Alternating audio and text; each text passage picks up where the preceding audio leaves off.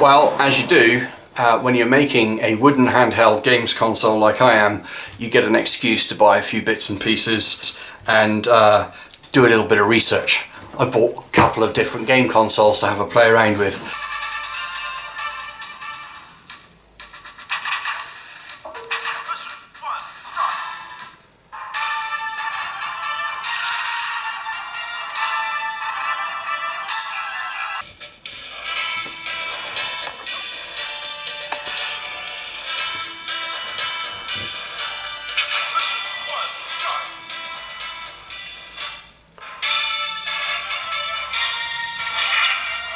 So first of all, let's have a quick look at the Retro Mini. It's not bad. It looks a little bit like a Game Boy Advance. It's quite easy to play, although I must admit my hands get a little bit cramped when I start to play it. It comes with a bunch of Chinese games that are sort of clones of many games that you might know. In fact, I say clones, I mean pretty much an exact copy. This is Metal Slug. And yeah, it is really quite tiny. The volume on it isn't bad, but yeah, the deal with this thing is the screen is tiny. It's not badly made, I will say. It comes with a lithium-ion cell. This is one of these mobile phone type cells, and that lasts a good few hours, about 4 or 5 hours worth of gaming from one charge from that. So that's a big benefit over the standard sort of AA batteries. We'll pop that apart in a minute, have a look and see how it's made. It also has a little SD card on the side of it, which allows you to plug in your own SD card full of all of your ROMs that you might have found on the internet. So it will play customized ROMs, most of which it handles quite well, generally GB or Game Boy and Game Boy Advance type ROMs. So anyway, yeah, we'll pull this apart in a second and let's see what it's made of. Okay, what's the other one? This one is by far my favourite so far, and Mrs. Dubious absolutely adores it as well. The small one here, sorry, is about £30, something along those lines. This one is a little bit more expensive, but what's good about it, or what's lovely about it, is you have a much bigger screen. So if you're a little bit older, like me, yeah, it's much easier to see what's going on. There's a button on the side of it to turn the power on. Press and hold, little green LED pops up. And what I did is I went ahead and I found a bunch of I've got Nintendo Entertainment System, NES games, Sega Mega Drive games on here, and Game Boy Advance games on here, and I think probably got about 3,000 or 4,000 different games kicking around on here.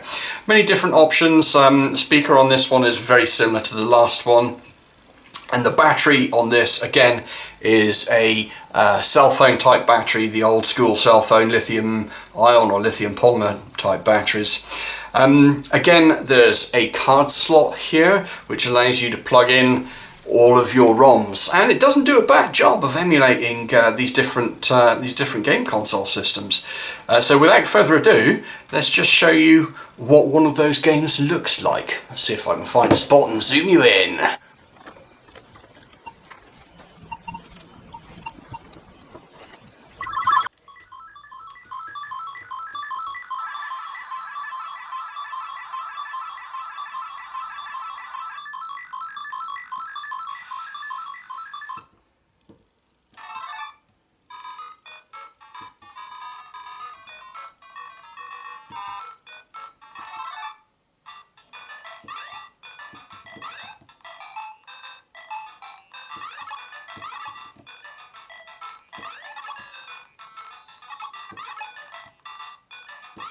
Trying to watch. Okay, so press a button on the top, press another button, bang, you just pop out of there, and you can then go back to your games list and start searching for the next game that you want to play. Where is it? Come on, there we go. So yeah, not bad at all. The Game Boy Advance games are quite pleasant. If we have a quick look at I don't know, yeah, there we go. ATV, all-terrain vehicles, buy a claim, blah blah blah blah blah. Press the start button. Again, these are just a bunch of ROMs that I downloaded off the internet. Okay, looks like we're off. Go. Oh, should turn the oh, there we go. Well, so far I didn't have to do much turning. There you go, turning. Ooh, crikey.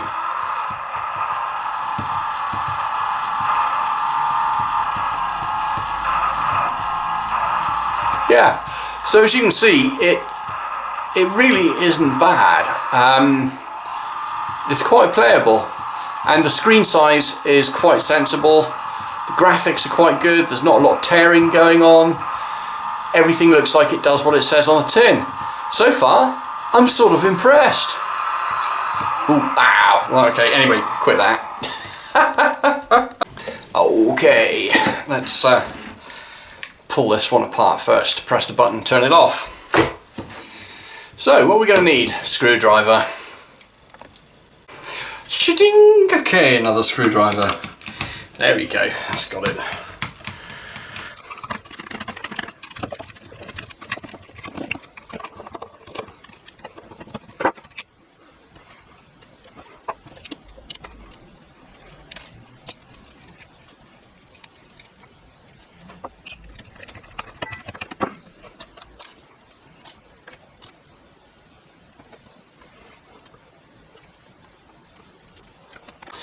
Okay, so what have we got in here then? Well, not a lot, to be perfectly honest, and I think that's why it cost about 30 quid. The shoulder buttons, or whatever they're called, are quite nice quality little Pressel switches, little tiny clickers. Hopefully you can hear that. There is one SOIC, is it, type chip here? This is obviously the guy that's responsible for doing all of the hard work. The LCD display is multicolour and backlit, so it looks like that's the backlight connector there, and that's the multi-way connector for driving the LCD pixels. There's a little SD card reader just here, or an SD card interface, sorry. This is for the battery to connect. That's again nice quality connector. This here is the little potentiometer for the volume control. There's a headphone outlet on it and a little tiny mini USB type plug. And on the other side, this is where the speaker sits, and you can see just here, this is the speaker and its two associated connectors. So they sit on top of there and there.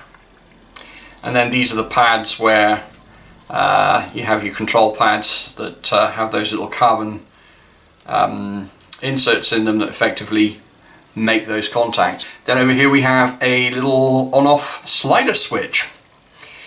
So in a nutshell, that's all there is. There's a few little, surface mount components on here. Probably a significant proportion of that is going to be voltage up conversion from the 3.7 volts to drive the screen, which is probably going to be looking for around 5 volts or so. Could be wrong, but yeah, that's pretty much it. And this down here will no doubt be, or one of these little tiny chips will no doubt be power conditioning for charging the battery. Yeah, cool. Alright, so there we go. That's what's in one of your 30 quid retro mini games consoles, whose screen is just a little bit too small for my eyes. I'm not going to take the other one apart, because if I do, my honey will kill me. She absolutely adores this Revo K101, and I will say it is quite a good little beastie. Strangely, it comes with sort of game card slots, and these game card slots have SD card slots. So yeah, not quite sure what the point of that is. Might as well have just, maybe you can buy card slots or something for it that, yeah, I don't know, but I will say I'm enjoying playing this one, and the missus is absolutely loving playing this one. The bumper switches are up on the top, everything sort of feels right about this one, and the screen size is a good size as well. Brightness controls, this one has got, as far as I'm concerned, this one has got everything to make life enjoyable when it comes to gaming. And as you can see, the screen size on this is about double the size of the screen on the Retro Mini. So my suggestion, if you're going to buy one, go with this. The processor, I'm pretty sure the processor in this one is faster as well. One last point to note. This Revo K101, which I genuinely think is a very good way forward for, I think it was £50, £60. I think on Amazon they might be 80 or 90. I found one for 50 or 60 on eBay. The screen is much nicer than the Retro Mini that I was showing you earlier. The other thing, interestingly, you get a couple of different screen protectors with it. You get a little USB power supply and cable for charging it. Unfortunately, mine came with a slightly bent pin, but yeah, Muzzu 85 Studio, whatever, and also a composite, and this is a cable that gives you composite. I believe that's it could be left and right audio, but I'm thinking it's composite out and audio out, mono audio. So there was no instruction manual with it. There was, however, a little tiny screwdriver with it, which is quite interesting, which I noticed fits perfectly in that little screw hole there. So I'm not entirely sure what that was all about. I have taken this apart. There's nothing in it apart from a card reader using said screwdriver. But yeah, either which way, this one gets my vote. There we go. That's quite a clear message there, I would say. This one is definitely worth the money. It doesn't come with any replica games or any games at all. So note, there are no games that come with this. You have to go and download your own games. But to be fair, it's not hard to find them.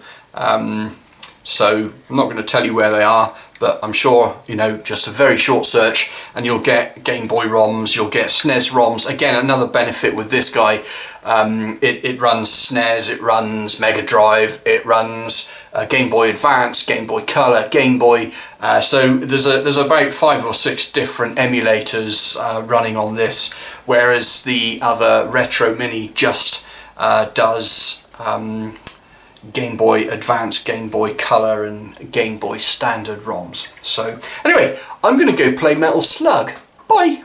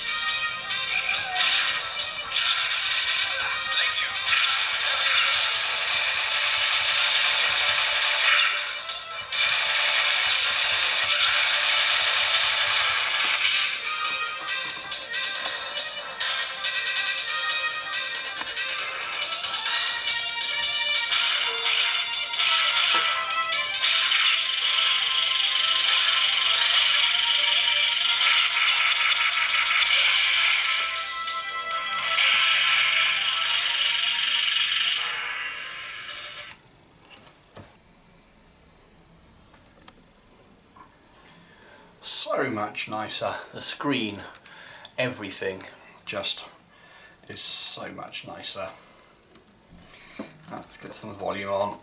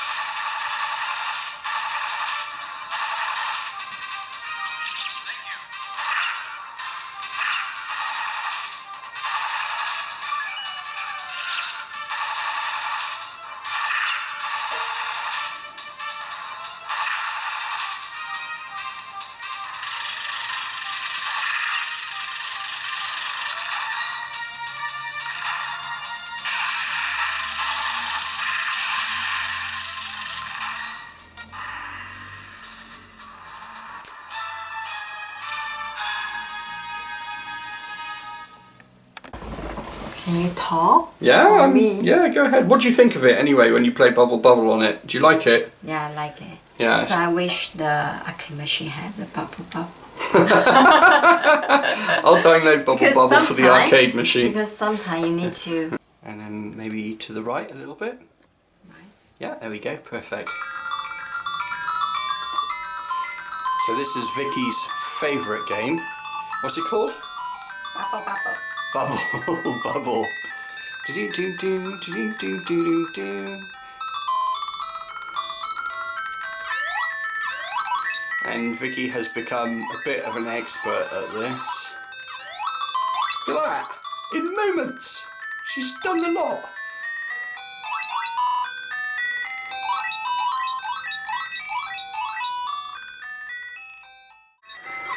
I just said, okay baby, don't have to play anymore now. We're done filming. But no, my honey wants to play.